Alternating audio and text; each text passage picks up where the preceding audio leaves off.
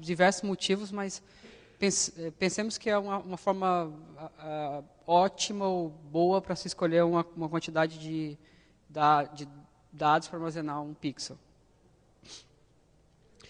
E se a gente traz essa ideia do pixel, que nada mais é que um elemento solto, seja numa memória RAM ou no disco, se você pensar em imagem, nada mais é do que um agrupado de pixels que tem uma largura e uma altura. E, obviamente, isso tem um custo, que é, para cada pixel eu gasto 1 byte, se eu tiver uma imagem de 4x4 como essa única imagem iria gastar 16 bytes. E se a gente for pensar em cores, a gente aumenta mais isso, que a gente trouxe 256, são 256 tonalidades de cinza. Poderia ser 256 cores, mas não é o suficiente para representar nada, pensando em vídeo.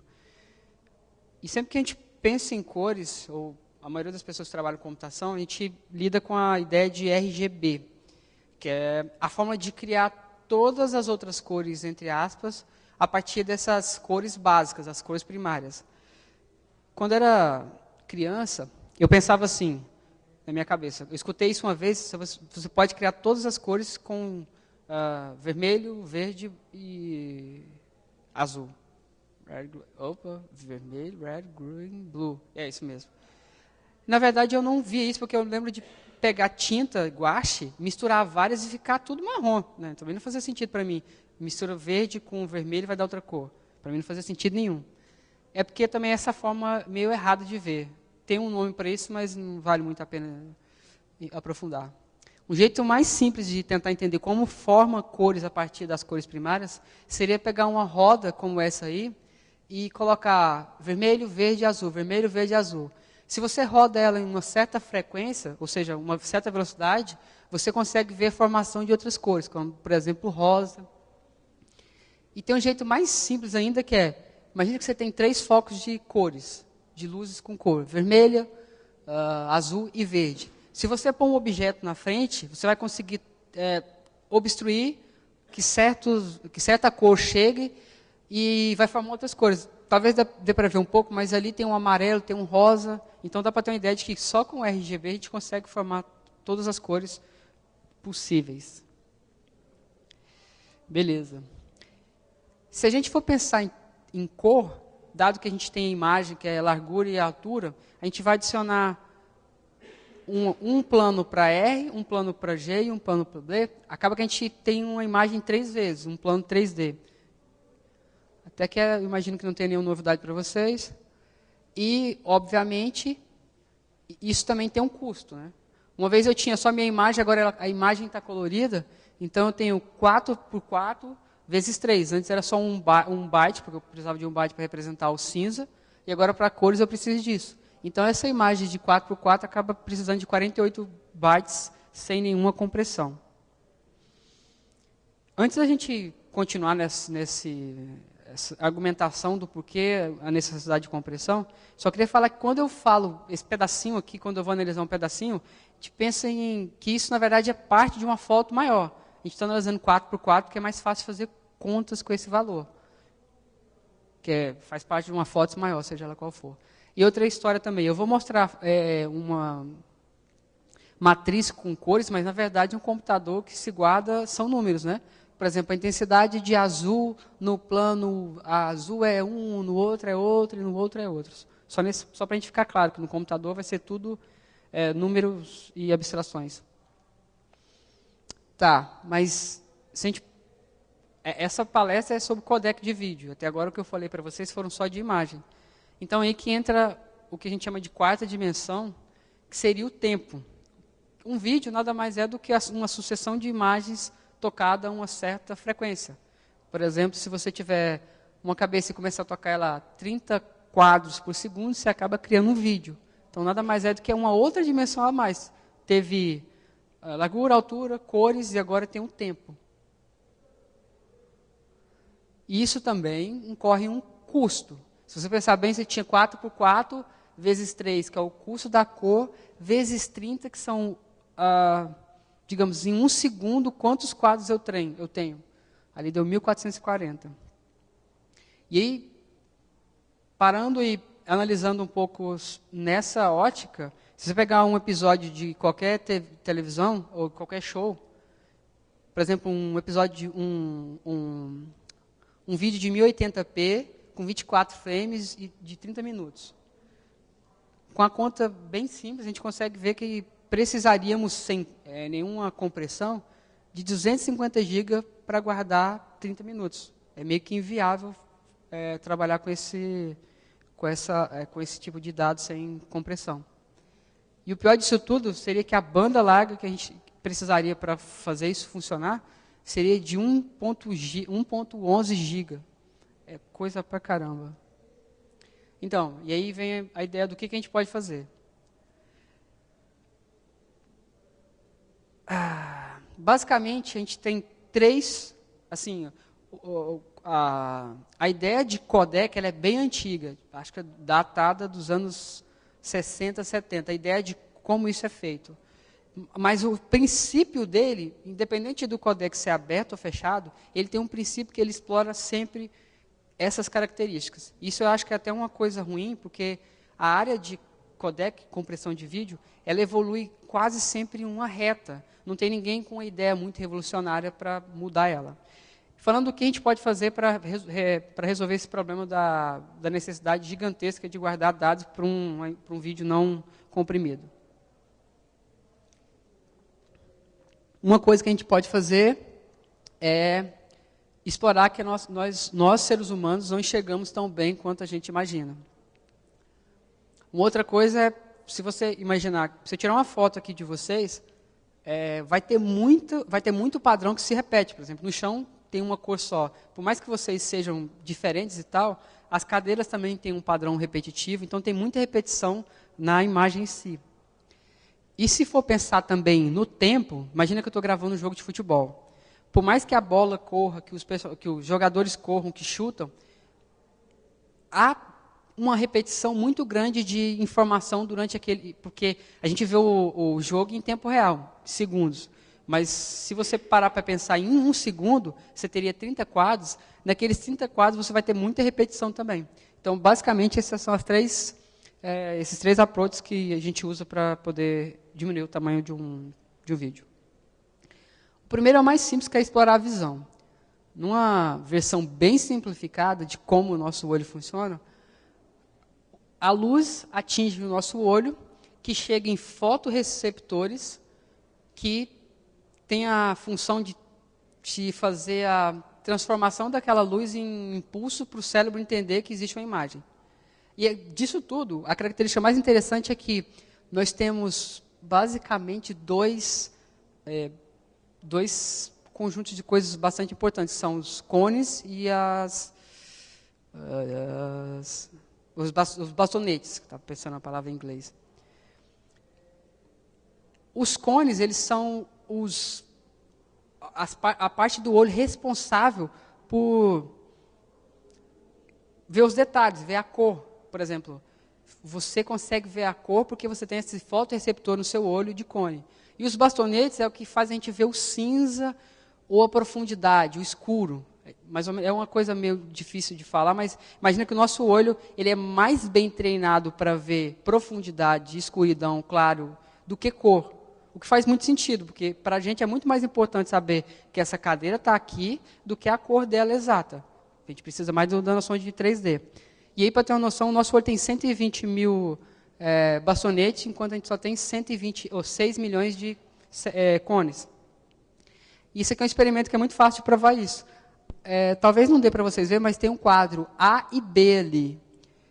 Eu olho para eles sempre e acho que são cores diferentes. Mas, na verdade, são as mesmas cores, é porque o nosso cérebro consegue enxergar melhor o cinza do que o escuro, o claro, do que a cor. Quando você coloca uma faixa entre eles, você consegue ver que a cor é da mesma. E é bizarro. Eu olho para cá, olho para lá, para mim não faz sentido nenhum. Mas é verdade, você pode fazer esse teste. Tá. Sabendo dessa informação que a gente enxerga melhor cinza do que cor, as pessoas inteligentemente pensaram, então, ao invés de representar um vídeo ou uma foto usando RGB, como é o que a gente vê no final, por que a gente não usa um sistema novo que separa essa camada de escuro ou de claro de cores?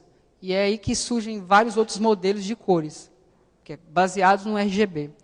A ideia é bem simples. Do RGB, você consegue extrair uma informação, um modelo de cores, onde você consegue separar o que é cinza escuro do que é a informação de cor. Para que fazer isso? A gente, por exemplo, um exemplo é o YUV, que ele separa a luminosidade do chroma blue e do chroma red. Mas no final, a imagem que a gente gera é a mesma da outra. Tem as intensidades ali.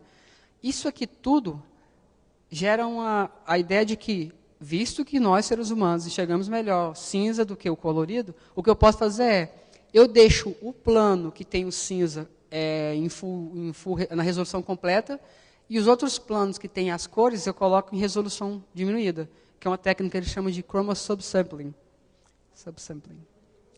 E no final, de novo, vai ser a mesma imagem. Eu vou pegar mais pixels da imagem com luminosidade e somar entre aspas, e juntar com as duas que têm cor, e no final vai dar uma imagem com cor. Só para ter uma ideia disso que eu estou falando, talvez não dê para você enxergar. Essa imagem de cima, ela é feita sem utilizar essa informação que eu falei para vocês. Não tem nada descartado nela. E a imagem de baixo, entre aspas, porque isso aqui é um computador que gera imagem, joga lá, mas enfim, é só para ter uma ideia de que a de cima ela seria perfeita, entre aspas, e a de baixo a gente descartou 50% da informação de cor. Isso em uma imagem é quase imperceptível. Você pode chamar as pessoas para olharem assim, que é bem raro, é bem difícil de conseguir ver a olho nu. E pensar em vídeo, então, é impossível. Porque, normalmente, a gente tem muito mais características nos olhos para poder enxergar cinza do que cor.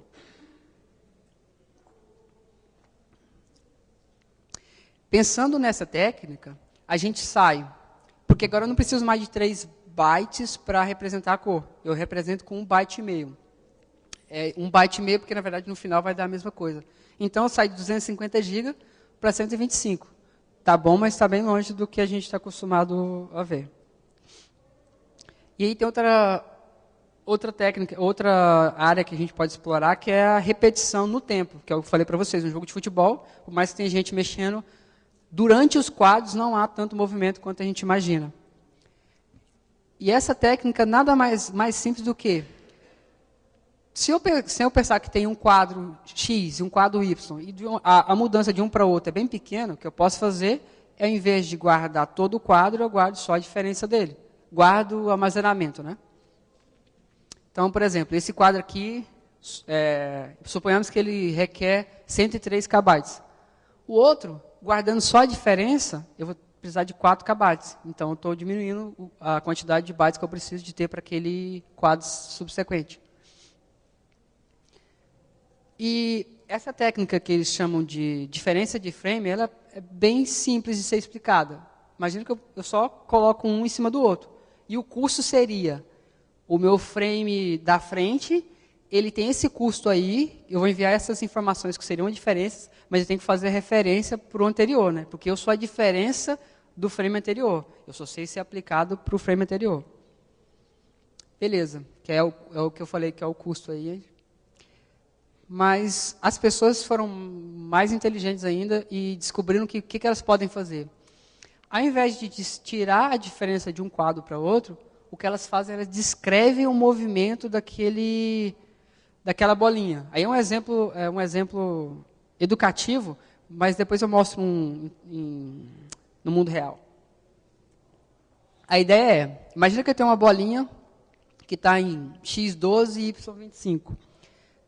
Eu sei que no outro frame ela moveu para x34 e y36. Então, ao invés de guardar a informação da diferença, eu guardo para onde aquele conjunto de pixels moveu. E aí, pensando bem, essas duas técnicas, comparando uma com a outra, de uma forma visual para entender, o custo da diferença de frame para a estimativa de movimento, ela é que, você vai ter que guardar, aonde não tinha dados com onde tem, e o outro você vai ter que guardar os dados do vetor, para onde aquele quadrado foi, mais a diferença. Não sei se isso vai tocar. Aqui tinha o FFmpeg, esse comando aqui do FFmpeg, ele consegue gerar isso que eu falei para vocês, de onde para onde os movimentos estão indo, por exemplo. Mas está bem ruim. Quer ver? Ó? Não vai dar. O que ele faz, ele sobrepõe um vídeo em tempo real para você ver isso que eu te falei, o movimento da maçã caindo para baixo. Aí ele escreve um monte de setinha para você ver, visual. É bem legal para efeito de aprendizagem.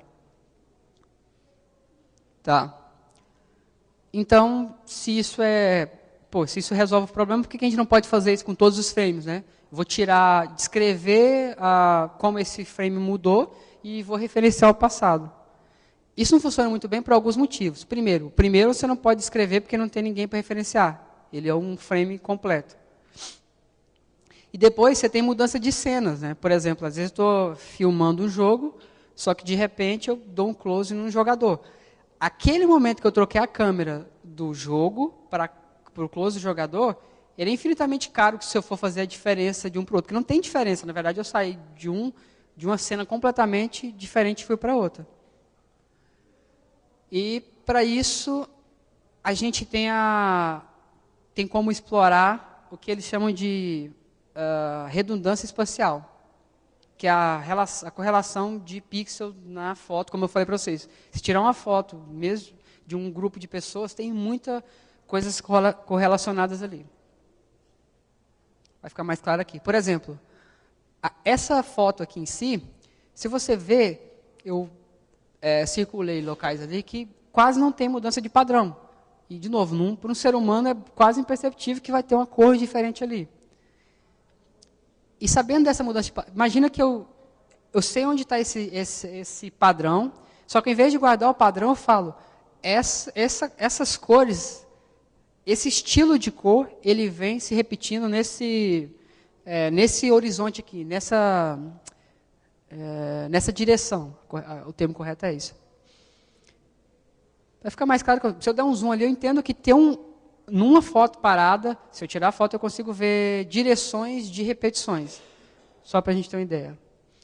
E como isso funciona na prática? Imagina que eu estou tentando comprimir aquele pedaço ali do vídeo, ou da imagem, que seja. Eu, olhando para aqueles valores, deixa eu tentar colocar aqui, você vê que tem uma coluna de 100, aqui tem 100, aqui tem 100, aqui tem 200. O que eu posso fazer, meu algoritmo então se isso aqui repetiu 100, provavelmente aqui vai ser 100, aqui vai ser 100, aqui vai ser 200. Então eu faço uma estimativa, eu falo, não, olha, em vez de ficar guardando, isso aqui vai repetir todos os padrões de cima para baixo, que é a direção para baixo. Só que é óbvio que isso não é a realidade, né? Eu vou errar. Eu pego o que eu previ, a predição do que eu estava fazendo, menos os valores reais do vídeo, porque pensa que quando você é um encoder, você tem acesso a todos os frames para trabalhar. E aí você vai guardar a diferença. Então, em vez de você guardar todos os valores daquela, mesmo na cena onde você tem a troca de imagem, que você tem todo aquele problema, você não precisa de guardar exatamente toda ela de novo. Então, você pode fazer essa técnica aqui de espacial e guardar só a diferença.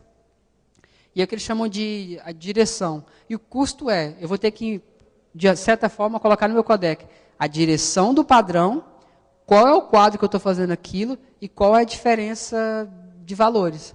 Como vai ficar com bastante zeros, é bastante fácil de zipar ou de comprimir. E aqui, só para ter uma ideia, isso aqui são as predições de valores de direção do H264.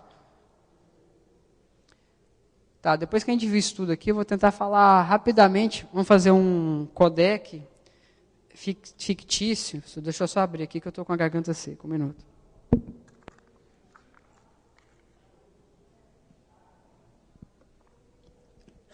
Isso é só para solidificar o que a gente está discutindo aqui, ou vendo.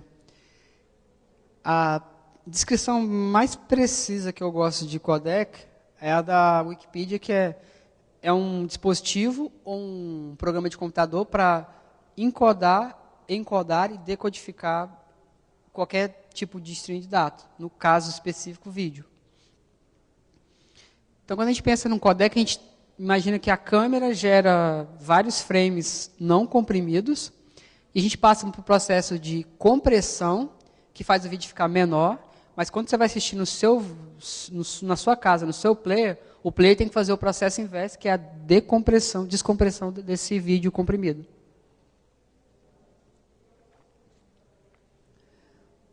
E se você for pensar em macroblocos de um codec, seja ele aberto ou fechado, normalmente você tem esses macro problemas e macro soluções.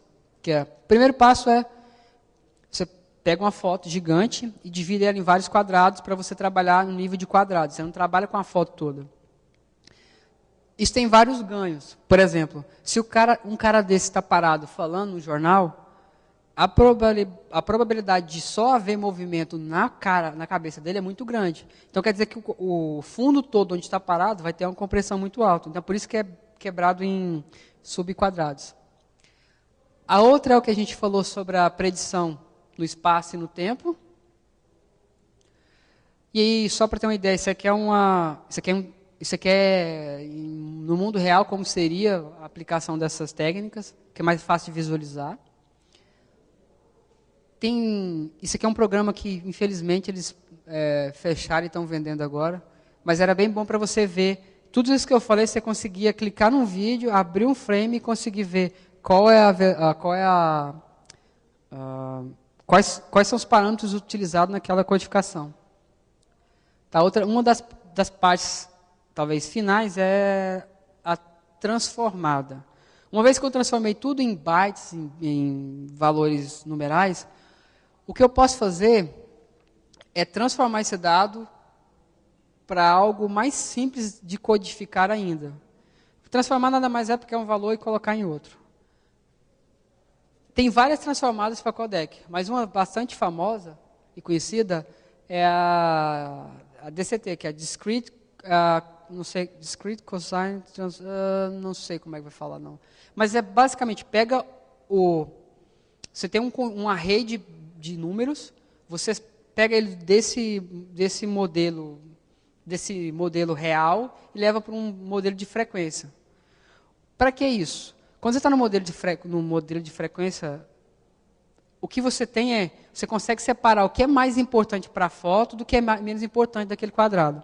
Então, vamos só dar uma ideia aqui. Não vou falar disso, não. Imagina que você tem essa foto aqui. E aqueles são os pixels que ela é armazenada. Se eu aplicar isso que eu falei para você, transformar para cosseno, levar para outro ambiente, eu obtenho esses valores. Sendo que aqui, voltando aqui um pouco, aqui eu dividi, o meu dado agora não está mais em valores que eu conheço, e sim em valores que eu posso descartar. E aí que entra a parte que é o codec, que seria a quantização, que seria realmente jogar dados fora. Uma vez que eu sei que eu posso descartar essa parte de baixo, que eu sei que ela é menos importante para a nossa visão, o que eu faço, eu posso zerar esse valor todo e comprimir, de certa forma, esse string de números. Então, isso aqui é muito rústico, mas dá para ter uma ideia. Essa é a original versus uma quantizada, jogou 50% das coisas fora, isso é um zoom. E dá para ver que jogando 50% da fora, sem fazer nenhuma técnica, fica bem razoável. Isso aqui é uma foto maior para ter uma noção. Isso aqui é original versus 85% de dados jogados fora. Ainda é bom. E, de novo, contando que a gente não é muito bom para enxergar. E, por último, claro, a gente tem os métodos de comprimir mesmo, que um deles é o VLC, que seria...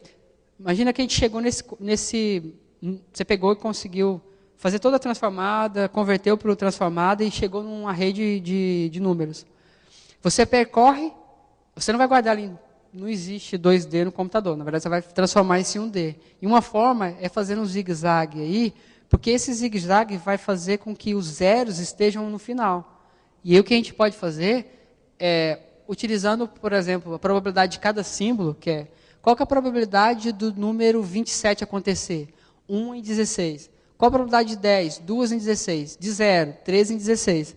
Então, o que eu faço é, sabendo dessa probabilidade, eu vou assinar um código único para representar aquele valor. Por exemplo, 1, 0 e 0, um código binário. Então, na verdade, aquele string de números acaba virando algo como aí embaixo. Você inicialmente usava 16 bytes e acabou, na verdade, precisando de 3 bytes mais essas informações de compressão. E só para ter uma noção que, um exemplo, aquilo ali tudo vai virar só aquilo ali pensando em número binário. E o encoder é essa parte que faz a compressão, o decoder é a parte que faz a compressão, que na verdade é pegar o que a gente fez e desfazer, em vez de diminuir, subtrair, em vez de subtrair, multiplicar, em vez de quantizar, dequantizar, enfim. E com isso a gente consegue chegar aproximadamente em 1.32 GB para um vídeo de 1080p nesses formatos aí. E aí sim é bem possível de viver, né? E a banda que a gente consegue ver vídeos Full HD é bem mais factível, enfim. E o mundo é um lugar melhor com codecs assim. Uma coisa, para terminar aqui rapidamente, os codecs eles surgem codecs novos que são melhores que os antigos. Como eles são melhores que os antigos? As ideias são as mesmas. O que acontece é que a gente tem H264 de um lado, HEVC do outro. Você pode ver, uma imagem, o H264 teve que gastar o dobro de informação para guardar a mesma imagem. Aqui também dá para ter uma noção, tentando 400 KB kbps para o H264 e H265.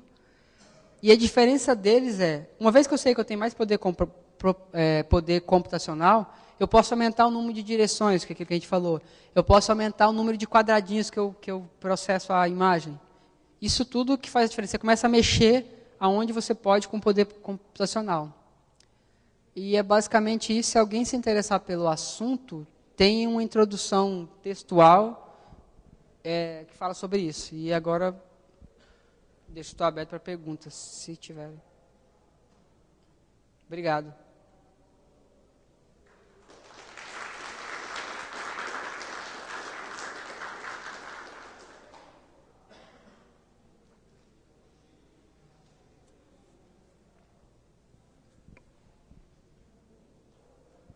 Alguém tem alguma pergunta?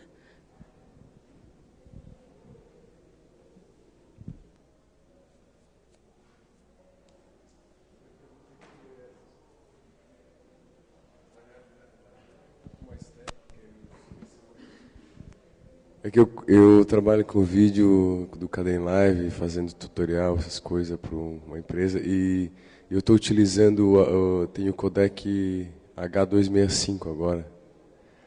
E eu fiquei pensando porque eu renderizei algumas vezes com ele e ele não funciona.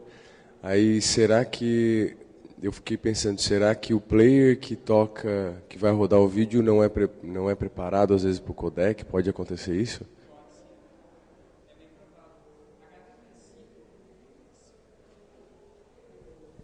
O H265 ele não tem uma penetração muito grande em desktop. Por exemplo, browsers de código aberto, tipo Firefox, ele não toca.